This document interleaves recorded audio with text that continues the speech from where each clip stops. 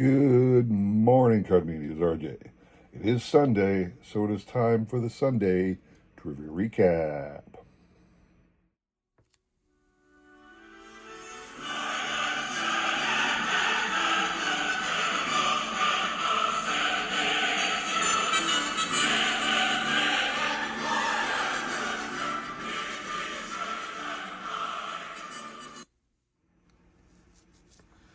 All right, good morning, everybody. I hope you all had a wonderful week. Hope those of you where it matters have been able to survive this bit of a heat wave we're going through. Got up into the triple digits earlier in the week. Not a very comfortable situation, but everybody's got AC. Well, most people have AC these days, so we all grin and bear it. Cards up on the side today. 2 new Gem Mint 10s to my collection. I'm still working on the Kmart set, trying to get every card as a 10. I'm down to 10 of the 44 cards in the set that aren't Gem 10, and I still remain number 3 on the PSA set registry. I'm trying my best. What can I tell you? Anyway, let's talk about you guys for a second. Let's talk trivia and prizes and get some things into your hands. All right, here we go. So, on this day in baseball history, June the 23rd, 1971, let me correct myself. On this day in baseball history, June the 23rd, 1971, this pitcher had perhaps the greatest single-day pitching performance ever accomplished, in that he threw a no-hitter on that date, but also hit 2 home runs. Pretty much everybody knew it was Rick Wise.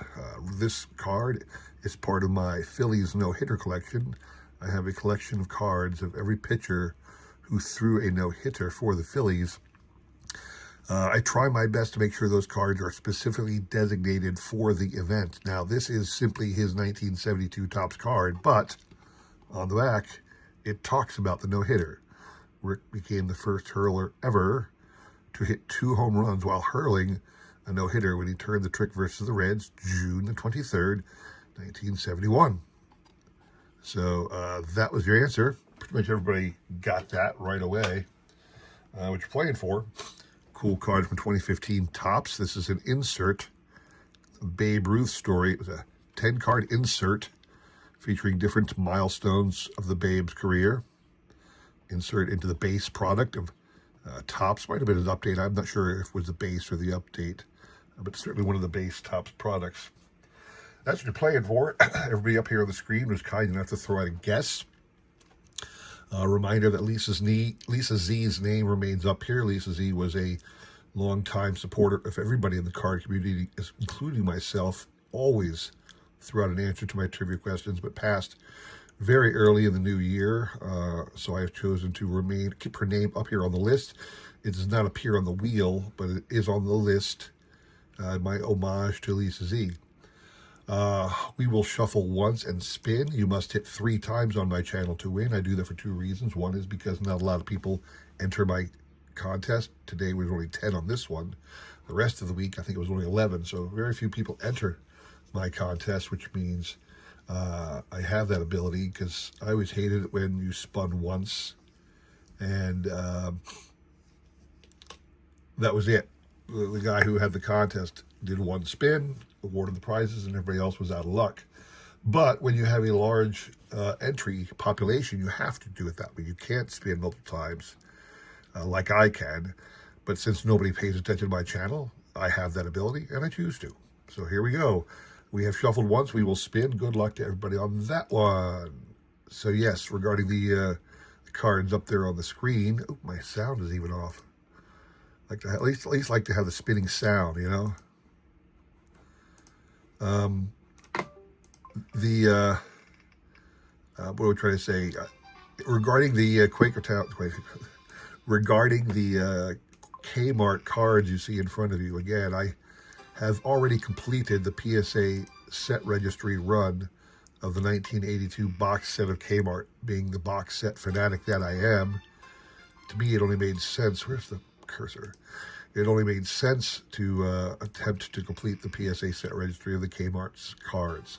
It's a very easy run to do. They're easily had, although some are more difficult than others. In fact, it is my understanding that from looking at the pop report that the Richie Allen, the Dick Allen card, does not appear. Pause, because Joe over Brock Boys. Joe, you're going to get an awesome Babe Ruth card. I'm not sure if you or Aaron and Jordan want this one, but here you go. That'll be sent out to you guys. Hope you enjoy that. We'll continue the story in just a second. Moving on to Wednesday's question. Wednesday's question. On this day in baseball history, June the 25th, 1976, this shortstop became the first shortstop ever to play all innings of a doubleheader on the same day and never even field a chance. The ball was never hit to him. Name that shortstop. It was Toby Harrah, shortstop of the Rangers. Here is his 1976 Topps card. Interestingly, MLB Network did I can't find it, and it used to be on YouTube all the time. These Prime 9, when they would celebrate some aspect of the game and select their top 9 at that position, top 9 this or that. And one day they did the top 9 players of the 70s at each position. Believe it or not, Toby Harrah, according to MLB Network, was the best shortstop of the 70s. How they chose that is up to them, but that was their thing. So Toby Harrah was no slouch. He was the answer to your question, which we're playing for. Really cool card from 2022 Panini Diamond Kings. The Mule Suttles card. Mule Suttles is a Hall of Fame Negro League player, and he's one of those Negro League players you just don't see available on cardboard too much at all. So I thought it'd be good to offer up one of these Diamond King cards of Mule Suttles, because if you're a Hall of Fame collector and you want to have one card of every member of the Hall of Fame, adding a Mule Suttles card to your collection might be a chore for you, and I wanted to help out. So again, the individuals up here on the screen were kind enough to throw out a guess. We will shuffle once. We scroll down. Where am I? Here's my counter. Scroll down so you can see everybody's name, all regulars to the channel. Shuffle once and spin. Oh, we will have to take out Joe. Joe, you are out, sir. You can only win once a week on my channel. We have shuffled. We will spin. Good luck to everybody. So yeah, like I said, I want to try to get all 10s. It's not that over the Richie Allen card, as I understand it, there is no PSA 10 of the Richie Allen card. Now, I just recently bought like 5 new boxes, unopened boxes. They're like, $1 a box. So it's not like these are pricey items, but I'm trying to find good quality cards that I can send into PSA and hope to get a 10. And then I realized the reason the Richie Allen card does not appear in a PSA 10 on anybody in anywhere is because that is the last card in the set as they boxed it, and the last card in the box was up against the gum. That is most likely why there were no 10s for the Rich Allen card, because he was last in the box and he was on the gum. I think that's 3 quick one. Yeah, it is 3 quick one for Hunter Boucher. Hunter Boucher. Congrats to you, sir. Almost a daily entrant in my contest. So congrats to you, sir. Hope you enjoy the Hall of Famer.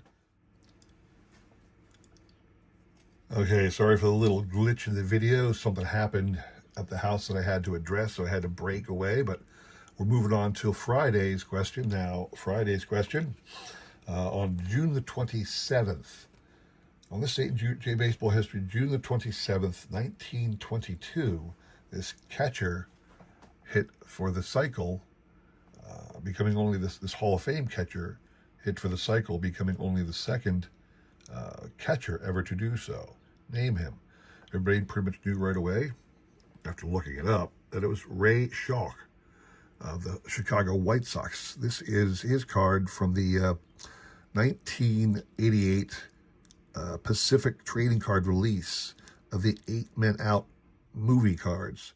A whole full set dedicated to the movie, but in the back of the set they had actual images of the actual participants in the World Series for both teams and other people involved. This is his 8 Men Out card from that set. Really cool little set I like a lot. And then what you're playing for, cool card from 1995 if you're a Griffey collector, the 1995 Score Summit Edition Ken Griffey Jr. subset card regarding bat speed. So bat speed, it's card number 174 of the set, so you know it is a part of a full set, but it's the Summit Edition, a bit of a thicker card stock than normal. So that's what you're playing for. Everybody up here on the screen was kind enough to throw out a guess. As always, we will shuffle once. Where are you? Shuffle once and spin. Real quick, Joe over at Brock's Boys. There's Joe. Joe, you are out. And Hunter, you are out. So I got Lisa Z marked on that one. Hunter wasn't. That's weird. Anyway, so everybody else on the screen is up for grabs. So here we go. Good luck to everybody. So one other item of note in my collecting saga over the last few months has been my magnet sales. If you're a regular to my channel, you recall that back in December I began selling off the refrigerator magnets I got in a big box from my LCS, $30 for the box, and I've been selling them off and doing surprisingly well. In fact, I was featured on a regular Rollers episode of Chris Sewell, baseball collector, investor, dealer, in that order. I was featured in one of his videos talking about my progress at the time, and I'm nearing the end of that. Oh, that's 3 for the guys at Shaw. Congrats to you guys. You'll be getting this. Let me finish my my comment about the magnets. I was trying to sell off all the magnets, and there were certain ones that were doing well and others that really didn't do well. Well, I've only got 2 left. There's only 2 more Rickey Henderson magnets out of all the good ones. Rickey Henderson typically is selling anywhere between $20 and $50, depending. And so I got 2 of those left. After that, just a bunch of commons. So what I did just yesterday is I put up 10 magnets, and all the ones up until today I've been selling at $4.99 starting price. That's the price I decided to start with. So I realized I'm past that price for any more magnets. And anybody else I'm going to sell, no one's interested at that price. So I figured I'd start listing them at $1. So up on the bay right now are 10 magnets of mine. One is one of the remaining Hendersons, and the others are all common players, people that I don't think anybody will have an interest in. And I'm surprised. I'm actually getting a couple of hits. I'm actually getting some people who are bidding on some of these no-name magnets. So I think what I'll just do is see how far I can go. Now that the big ones are gone, I'll just keep going, but I'll drop the price down to $1 and see where it takes me. So eventually I will do an update video at the end to just let you know how much profit I made off a $30 box investment on magnets that nobody else wanted. So just a fun little trip down my collecting rabbit hole. All right. Thank you all very much for watching. I hope you enjoyed that. If you did, please consider liking, subscribing, commenting, and all that jazz. I really do appreciate your support as I try my best to support everybody community. All right. Come back again this week. We have a lot of great things to show you, and of course a whole bunch of great trivia and prizes to give away for you. Okay, hope to see you again soon. Thank you very much for watching. Take care.